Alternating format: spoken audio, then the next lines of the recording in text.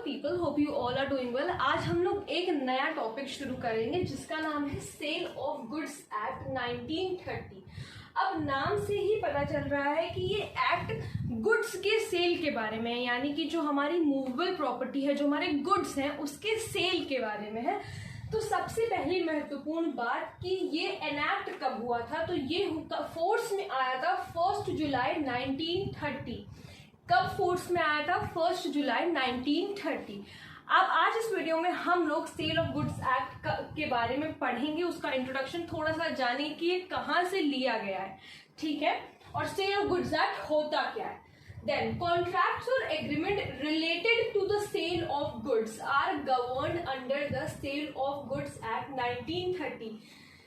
Contract और agreement जो कि रिलेट करते हैं सेल ऑफ गुड्स से, यानी कि जो गुड्स सेल होती हैं उसके जो कॉन्ट्रैक्ट्स और एग्रीमेंट्स होते हैं वो सारे इस एक्ट के अंदर बताए गए हैं। उसका क्या प्रोसीजर होगा, किस तरीके से क्या होगा, किस तरीके से एग्रीमेंट होगा, कॉन्ट्रैक्ट होगा, वो इस एक्ट में बताया गया है। कौन से एक्ट में? Sale of goods act 1930। Then second is prior to 1930, यानी कि 1930 से पहले this act was a part of Indian contract act 1872।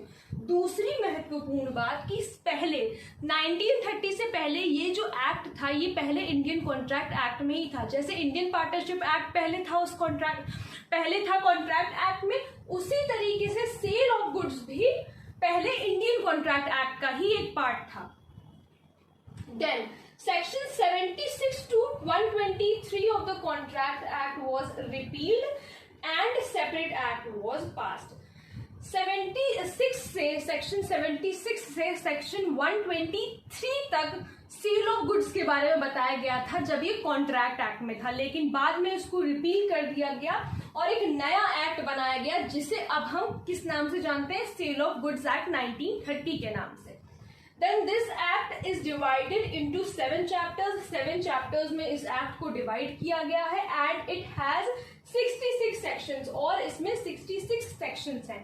तो एक छोटा सा ब्रीफ कि सेल ऑफ गुड्स एक्ट किस बारे में है, कि जो सेल होता है गुड्स का उसके बारे में बताता है सेल ऑफ गुड्स एक्ट से, और किस तरीके से सेल होगा, क्या होगा, क्या कॉन्ट्रैक्ट होगा, क्या एग्रीमेंट होगा, क्या इसेंशियल्स होंगे, वो सब बताता है। सारी चीजें जो सेल ऑफ गुड्स में होनी चाहिए वो बताता है हमें सेल ऑफ गुड्स एक्ट। क्या लीगल है, क्या इलीगल है, सब कुछ बताता है। कब फोर्स में आया था? 1930 में फोर्स में आया था। इससे पहले ये इंडियन कॉन्ट्रैक्ट एक्ट का ही पार्ट था। सेक्शन 76 से सेक्शन 123 तक प्रोविजंस थे इंडियन कॉन्ट्रैक्ट एक्ट में सेल ऑफ गुड्स के, लेकिन 1930 में इसे एक सेपरेट एक्ट बनाया गया इसका, जिसे अब हम सेल ऑफ गुड्स एक्ट के नाम से जानते हैं।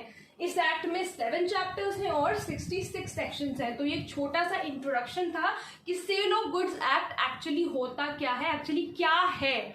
सो आई होप आप लोगों को समझ में आ गया होगा। अब नेक्स्ट वीडियो में हम लोग कुछ इंपॉर्टेंट डेफिनेशंस और सेक्शंस के बारे में पढ़ेंगे जो कि इसके अंडर आती हैं, सेल ऑफ गुड्स एक्ट के अंडर आती हैं। अगर आप लोगों को कोई प्रॉब्लम हो तो please let me know in the comment section, और अगर आप लोग किसी टॉपिक पे वीडियो देखना चाहते हैं तो वो भी प्लीज मुझे जरूर बताइएगा। Thank you so much.